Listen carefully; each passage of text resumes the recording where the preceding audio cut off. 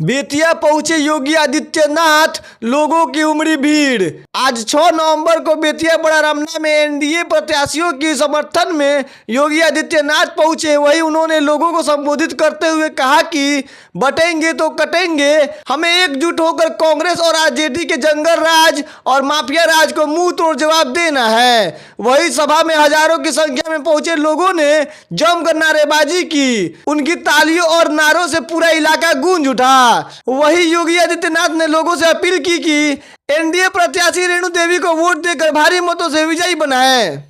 याद करिए, जिन लोगों के पास एलपीजी के सिलेंडर नहीं थे, ये कांग्रेस के लोग 25,000 50,000 में ब्लैक करते थे।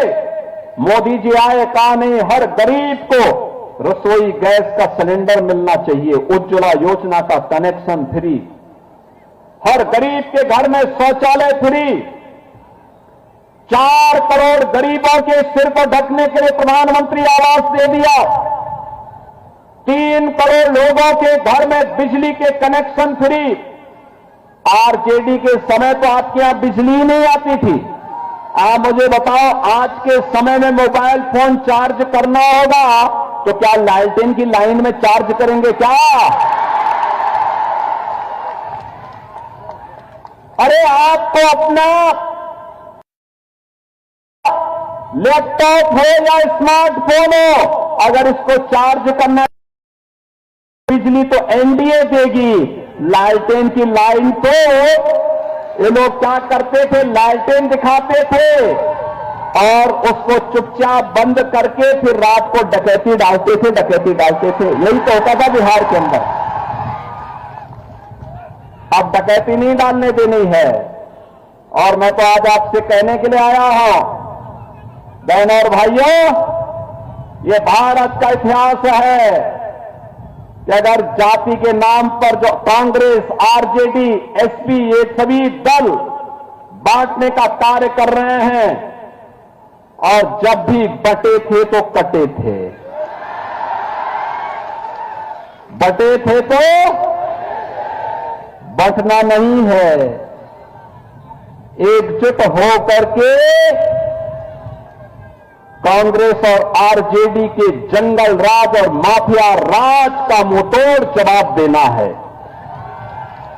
और इसीलिए मैं आया हूं, श्रीमती रेणु देवी जी एनडीए के प्रत्याशी के रूप में आपके बीच में आए हैं।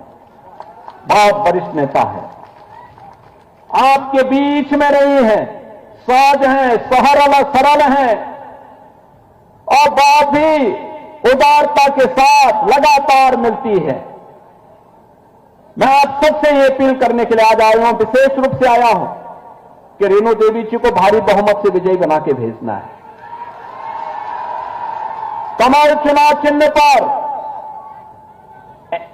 जेडीयू, हम, एलपीजी और साथ साथ बीजेपी के तो स्वयं सिंबल लेकर के आए हैं। जीतन राम मांझी की हम पार्टी ने भी, सभी ने उनका सपोर्ट करने की घोषणा की है। एनडीए की घोषित प्रत्याशी हैं, कमल चुनाव चिन्ह से आपके बीच में आए हैं।